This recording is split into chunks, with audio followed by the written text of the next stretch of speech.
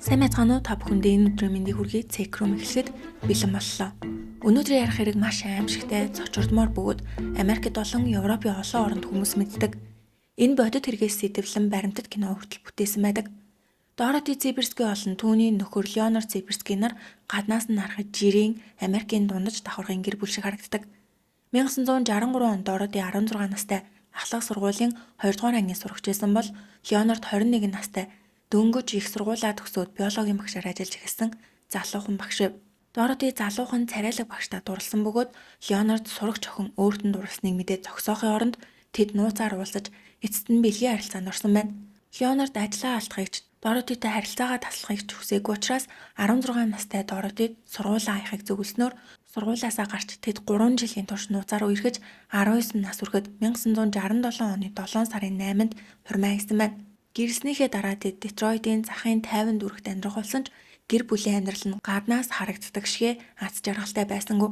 Леонард хит хуучинсаг үзэлтэй хүчрхийлэгч байжээ. Түүний бодлоор эхнэр хүн зөвхөн хоол хийж гэр цэвэрлэж нөхрийнхөө үгэнд үргэлж дуулууртай байх ёстой. Өөрөө гэрээ ажилд огт тусалдаггүй мөртлөө Доротид өдөр бүр хийх цэвэрлэгээний нарийн хуваар хүртэл гаргаж өгдөг. Дороти ном унших дуртай байсан ч Леонард ном уншиж суухийн оронд жорлонгоо дахиж цэвэрлэж загнадаг байв. Мөн тэрээр Дороти гэр бүл найз нөхдөөс нь тусгаарлахыг оролдож эцэг эх нар залхахаар Дороти гэртээ байхгүй байна гэж худлаалдаг байжээ. Удалгүйдэд 2 охинтой болсон. Том охин Келли, бага охин Ким. Хүүхдүүд төрсөн ч Леонардын зан чанар өөрчлөгдөөгүй. Харин ч их нэртэй хүч хэрэглэж хүүхдүүдийнхээ өмнө хүртэл зоддог. Том охин Келли ээжигээ хамгаалж эсэргүүцдэг байсан бол бага охин Ким айж өрөөндөө ороод хаалгаад өгчдөг гэжээ. Леонард зөвхөн эхнэрээ бус огтоож байнга та нар ямар ч хэрэггүй хүмүүс ээжтэйгээ яг адилхан гэж доромжилдог байсан.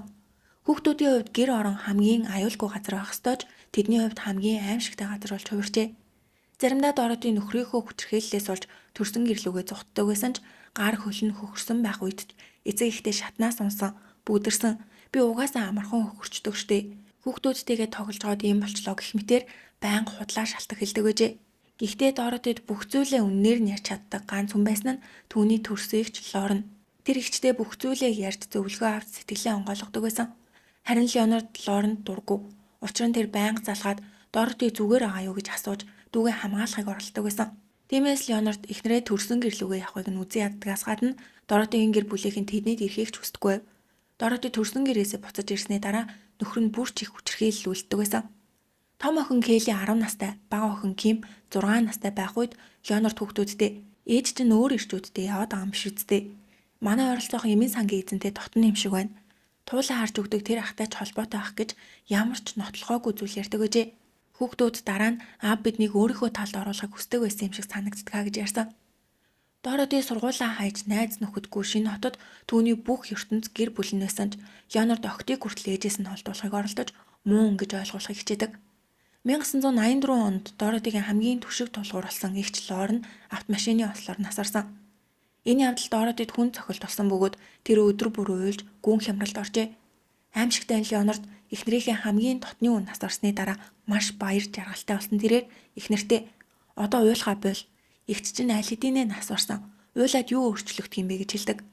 Эгчигээ нас орсны дараа Дороти хүнд хэлбэрийн сэтгэл готролд орсон ч ямар нэгэн байдлаар өөрийгөө авч үлдэхийг хичээж халуун орны загас дижих, ном унших, туулаа өсгөх зэрэг жижиг зүйлсээр сэтгэлээ тайвшруулахыг хичээдэг. Гэвч Леонард энэ хэрэггүй юмнууд чинь цэвэрлэгэнд саад болоод байна гэж байнга загнадаг гэжээ. Бие махбодын хүчрхийлж уламд ордож зөвхөн хөхрөх биш гар хөлийн хуруу нүртэл хугарах хэмжээнд хүрсэн. 1985 онд Дороти 37 настай байх үед том охин Келли 16 нас хүрч ажил хийж байхдаа өөрөөсөө 2 насаарах 18 настай Грег гэдэг залуутай үерхжээ. Нэг өдөр Келли найз залуугаа гэртээ авчирч танилцуулахад Дороти түнд сайхан хандаж манайд хизээч ирж болно шүү гэж хэлээд явуулсан. Эхэндээ Келли ээж нь найз залууд нь сайн хандж байгаад баяртай байсан ч удалгүй хачин зүйл анзаарагдаж эхэлжээ. Келли Грег хоёр болцохоор явах болгонд Дороти би ч бас явмаар байна. Тэр киног би ч гэсэн үзмээр байна гэж байнга хамт явъя гэдэг. Келли эхэндээ ээж нь өөрийнх нь аз жаргалтай харилцааг хараад атаарах чинь гэж бодсон ч удалгүй Доротигийн Грегт хандах хандлага энгийн биш гэдгийг анзаарчээ.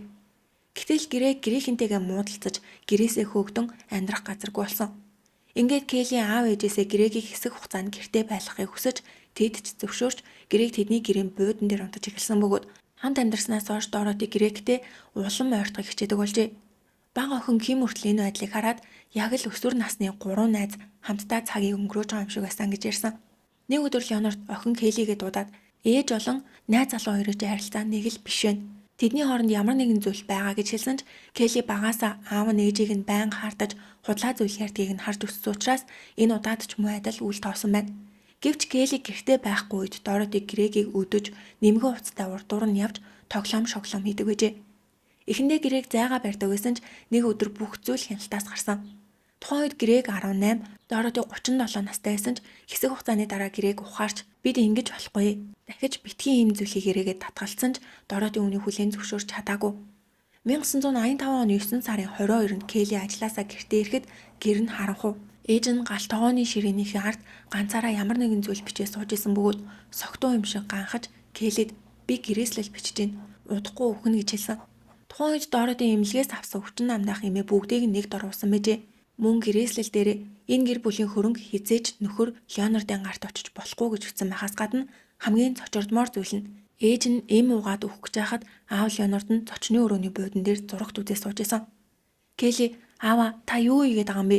Ээж өгөх гээд байна. Түргэн дуудаач гэж орилоход Леонард мөрөө хавчаад юу ч болоогүй мэд зурагтаа үргэлжлүүлэн үтсээрээ. Аргаа барсан Келли хөшөөх рүүгээ гүйж тэдний утсаар түргэн тусламж дуудаад гэртээ буцаж ирэхэд ээж нь алга болсон байлаа. Тэрээр ээж хаана вэ гэж асуухад Леонард мэдгүй гэж хариулаад дахин зурагтаа үтсэн. Удалгүй цагдаа нар ойр орчмоор хайж гэрээс ойролцоогоор хагас милийн зайтай зогсоолоос Доротиг ухаангүй байдалтай олжээ.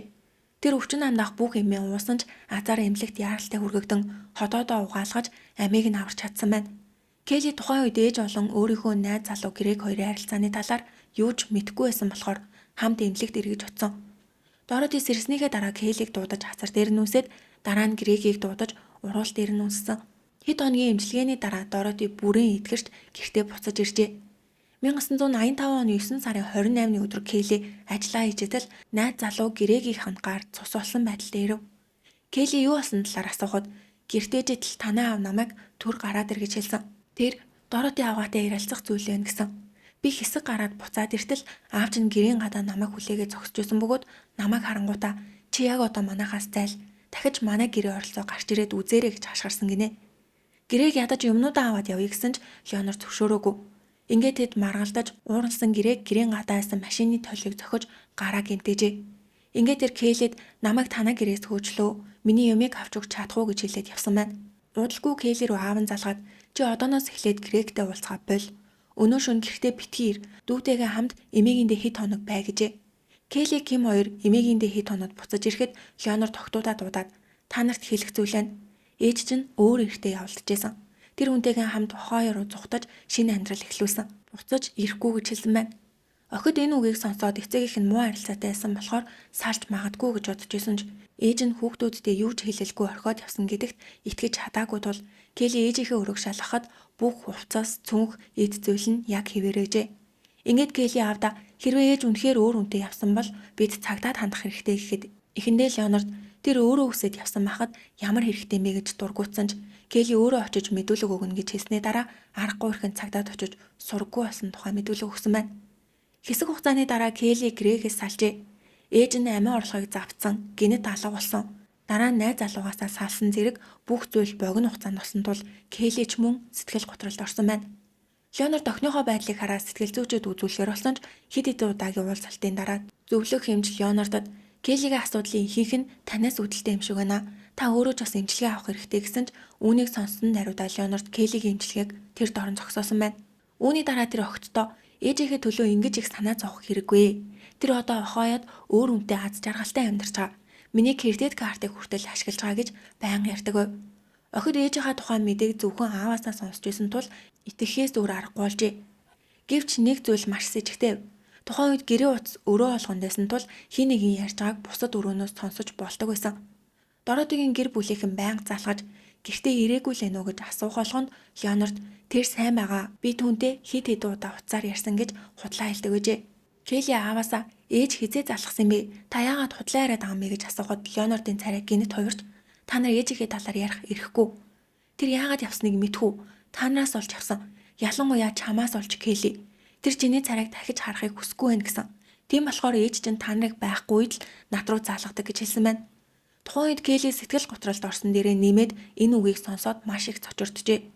Учир нь ээж нь алга болохоос хэдхэн хоногийн өмнө тэд баг зэрэг маргалцсан байсан. Ингээд Келли ээж үнэхээр надаас болоод явцсан болов? Би ээжтэй хитрхи хатуу хандсан болов? Энэ бүхэн миний буруу байсан биш үсттэй гэж өөрийгөө буруутгаж эхэлсэн ч ээж намайг хайрладаг байсан. Нэг л өдөр надтай заавал холбоо арих байх гэж итгэсээр гэжээ. Гэвч удалгүй орон нутгийн сонинд Дороти гэх эмэгтэй сургаггүй алга болсон гэсэн нийтлэл гарч эхэлсэн бөгөөд сонинд гарсан нийтлэл нь Леонардын цагдаад өгсөн мэдүүлэг дээр үндэслэн Доротиг хамгийн сүүлд харсан хүн нь том охин Келли байсан. Энэ анхны тохиолдол биш. Дороти өмнө нь их хэмжээний бэлэн мөнгө аваад гэрээсээ явж исэн удаатай гэж бичсэн байв. Охид үүнийг хараад маш их гайхсан. Учир нь ээжигээ хамгийн сүүлд харсан хүн нь Келли биш, харин Леонард байсан. Мөн Дороти өмнө нь хизээж гэрээсээ цугтж байгаагүй. Тэр ч ятгаа Дороти өөрийн дураар хэдэн долларт зарцуулж чаддаггүй байсан хүн их хэмжээний мөнгө аваад цугцсан гэх яриа үнэхээр утгагүй байв. Ээж нь алга болоод 1 жил өнгөрсний дараа Леонард гэрэлтэй цуцлуулах хүсэл гаргажээ. Тэр бүр өөр эмэгтэйчүүдийг гэртээ авчирч унтлагын өрөөндөө хамт цагийг өнгөрөөдөг болсон байна. Түүнээс гадна Леонард цагдаараа очиж сургуу болсон бүртгэлийг хүчингүй болгож өгөөч хүмүүс хэтэрхий их яриад байна гэж хүссэн. Тэр мөн Дороти өөрөө Охайо руу явсан. Үүнийг зөвхөн би биш гэрээгч бас мэднэ. Тэр хоёр харилцаатай байсан гэд хөрш рестораны эзнийг хүртэл миний эхнэр тэр хүнтэй ч холбоотой байсан байж магадгүй гэж буруутгасан. Цагдаа нар гэрээг дээр очиж Дороти хаана байгааг мэдгүй гэж асуухад гэрээг юу ч мэдгүй гэж хариулдаг. Харин рестораны эзэн уурлаж би түүнтэй хизээч тийм харилцаатай байгаагүй гэж хариулсан байна. Энэ бүхний дараа цагдаа нар Леонардыг улам сэжгэлж түүнийг худал үнэ илрүүлэх төхөөрөмжөөр шалгасан ч Леонард тэр шалгалтыг давсан. Гэвч тухайн үеийн полиграфын шалгалт найдвартай биш байсан бөгөөд хамгийн чухал асуулт болох та эхнэрээ хөнөөснө үү гэсэн асуултыг огт асуугаагүй. Зөвхөн Доротид юу тохиолдсныг мэдгүй гэж асуусан бөгөөд Леонард мэдгүй гэж хариулжээ. Тэр өөрийгөө үнэн ярьж гин гэж итгэсэн болохоор шинжилгээний үр дүн буруу гарах боломжтой байсан ч тухайн үед хүмүүс полиграфын үр дүнд маш их итгэдэг гэжээ. Ингээд цагдаа нарч охид ч аав үнэхээр юу ч мэдгүй мэн гэж бодголсон. Келли л аавынхаа үгэнд эргэлзэж байнга асуулт асуудаг байсан болохоор Леонард бага охин Кимээ эрхлүүлж зөвхөн Кимд л гоё хоол, үнэтэй хувцас, цүнх худалдаж өгдөг. Ингэснээр эгчдүүсээ харилцаа ааж мар хөндөрч ээж нь алга болсноос хойш 3 жил өнгөрөв. Келли ахлах сургуулаа төгсөж их сургуульд ороод тусдаа гарсан тэрээр шинэ орчинд шинэ амьдрал эхлүүлэхийг хүссэн ч сэтгэл готрол нь уламд орцоор байлаа. Цаг хугацаа өнгөрөх тусам тэр ээжигээ улам их санаж эхэлжээ. Ингээд Америкийн хамгийн том баяруудын нэг болох талархлын баяр болж энэ өдөр хүмүүс хоол байсан ч гэртээ буцаж ирдэг боломжтой учраас Келли ч мөн гэртээ ирж баярын хоолыг өөрөө ихээр галт тогоонд ороход ээжийнх нь хэргэлдэг байсан хормогч мод нүдэнд нь тусч нулимсаа барьж чадсангүй. Гэтэл гинэт нэг зүйл санаанд нь оржээ. Ээж нь талархлын баяр болгоноор Келлигийн хамгийн дуртай хоол болох байцааны ороомог хийдэг байсан. Тэгээд Келли ээж маань биднийг санаг гэж бодоод хөлтөөгчөнд урьдчилж хийж үлдээсэн болов гэж боджээ. Ээж нь алга болоод аль хэдийнэ 3 жил өнгөрсөн ч түүнд ээжийнх нь ямар нэгэн уул мөр хэрэгтэй байсан. Ингээд тэр подвал руу бууж том хөлтөөгч рүү очиход нэлээд том цоочоор төвжигдсэн байв. Тухайн үед ийм том хөлтөөгчийг хүүхдүүд санамсаргүйгээр орж гацгаас сэргээлэн цоочлох нь түгээмэл байсан ч ихэнх хүмүүс түлхүүрээ хажуугийн дэгэнд өлөгдөг гэжээ. Келли түлхүүрийг хайгаад олоогүй учраас дээшээ гарч ааваасаа түлхүүр хаанагааг асуухад Леонард ямар ч сандарсан шинжгүйгээр ээжтэй явахтаа аваад явсан гэж хариулжээ. Энэ хариулт Келлид хачин санагдсан. Ээж нь хувцас, цүнх тэр байтугай өдөр бүр хэргэлдэг өснөө мистэй хүртэл авч яваагүй ээж яагаад хөлтөөгчний түлхүүрийг авч явна гэж. Түүнээс гадна яагаад хөлтөөгчөө 3 жилийн турш яг энэ хэвээр нь хадгалсан бол яагаад одоо хүртэл цахилгаан залгаатай байгаа юм бол гэсэн бодол толгоноос нь гарахаа олжээ. Тэр өдрөөс эхлэн Келли өдөр бүр ижилхэн аимшигтай зүүдэлдэг. Зүүдэнд ээж нь маш давчуу, харанхуй газар өвдгөө тэврэн бүхийд судаг гэжээ. Тэр юу ч ярьдаггүй, ямар ч хөдөлгөөнгүй суудаг байсан ч Келли ээжээсээ асар их уур хилэн мэдэрдэг байсан гинэ. Келли ээжээ та зүгээр үү гэд очихыг хүсдэгч ямар нэгэн үйл үзэгдэх хүч түүнийг хөдлөгдөггүй гэжээ. Энэ зүүд өдөр бүр тавтагцаар лв.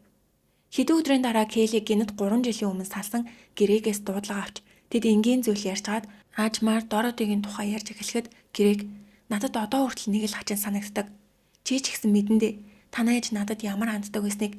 Хэрвээ тэр амьд байгаа бол ядаж надтай нэг удаа холбоо орох байсан баг. Тэр үнэхээр амьд байгаа гэж чи бодож гинөө гэж асуусан. Келли түүнд хөлтөөгчний тухай ярихад гэрээг дараа гэртээ очихдоо тэр цоожийг эвдээд үзүүл яасан бэ? Хэрвээ үнэхээр с ิจ гтэй санагдаад байгаа бол онгойлгоод үзгэж хэлсэн. Хагас сарын дараа 1989 оны 100 сарын баярын үеэр Келли дахин гэртээ ирж подвалд хувц суугааж байхдаа хөлтөөгч рүү дахин харахад цоож нь хിവэрэ түлхүүрэнж байсангүй. Тэрээр би яагаад энэ хүлтөөгчийг нээхээс айгаад байгаа юм бол магадгүй би дотор нь юу байгааг зөнгөөрөө мэдж байгаа болохоор тэр ах гээд гүнзгий амьсгаа аваад заавал нээх хэрэгтэй гэж шийдсэн.